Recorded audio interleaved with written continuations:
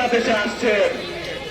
দেশটার খারাপ তাই রহমান সম্বন্ধে যদি সংক্ষেপে বলি, বাংলাদেশের ইতিহাসে যে পরিবার এমন একটি পরিবার বাংলাদেশের প্রতিটি দুর্যোগে এই জিয়া পরিবার বাংলাদেশের মানুষের হাত ধরেছিল। বন্ধুরা আমার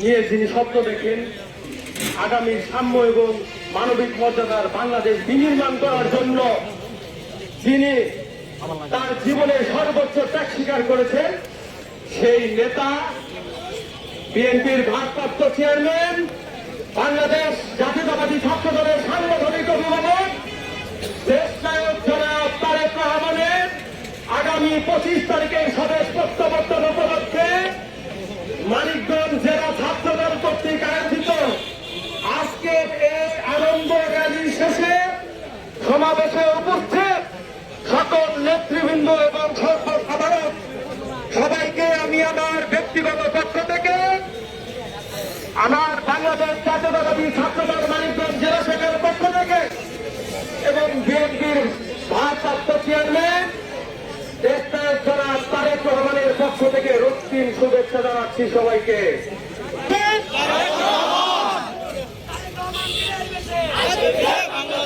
তারেক রহমান বাংলাদেশে আসার আগে উনি কয়েকটা কথা বলেছেন।